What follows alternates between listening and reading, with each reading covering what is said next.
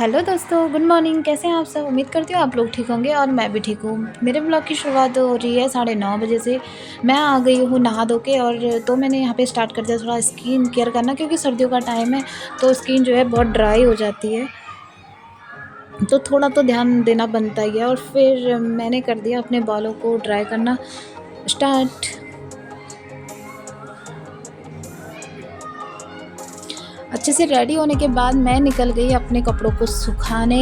तो यहाँ मैं पहुँच चुकी हूँ लॉबी पे और गिरे हुए कपड़ों को समेटने में लग चुकी हूँ। और फिर उसके बाद मैंने अपने कपड़े डालने कर दिए स्टार्ट।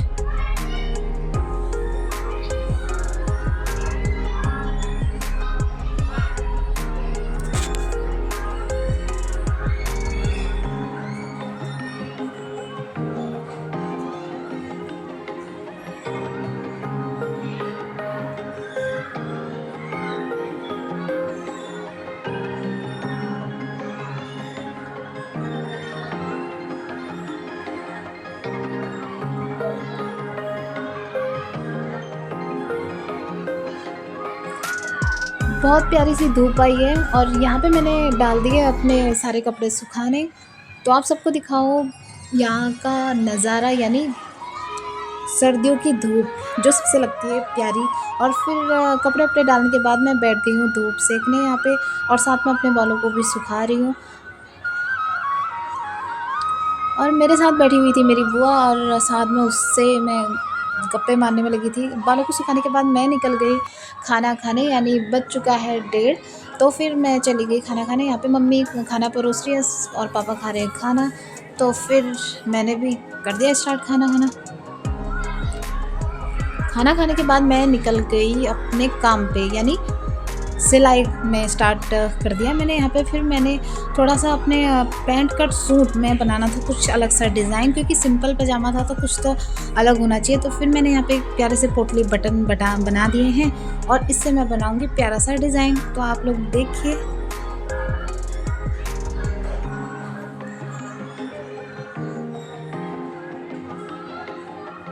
तो ये मैंने बना दिया प्यारा सा डिज़ाइन। कैसा लगा आप लोग ज़रूर बताइएगा। तो मैं पहुंच चुकी हूँ अपने दीदी के घर, यानी ये मेरे रिलेशन में आती है दीदी। तो मैं इनके घर पहुंच चुकी थी और यहाँ का व्यू कुछ इस तरह से था। यहाँ से बहुत अच्छे अच्छे पहाड़ दिखते हैं।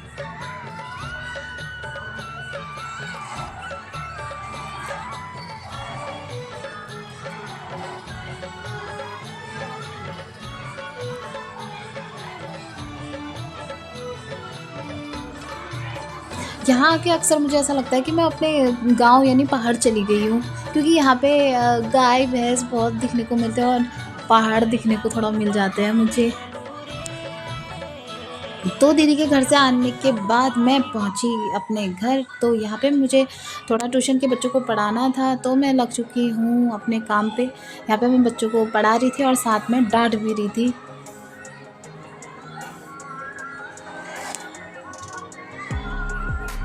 और आज आ गया है हमारा नोनू नैनीहाल से। वैसे हमारा जो नोनू है वो गया था नैनीहाल, तो वो आज पहुंच चुका है। इसी वक्त वो पहुंच ही रहा था तो आ गया बच्चों को परेशान करने। जब भी बच्चे ट्यूशन पढ़ने आते हैं तो ये बहुत परेशान करता है, पढ़ने ही नहीं देता है। तो मैं इसे ज़बरदस्ती अपनी गोद में रख रही थी।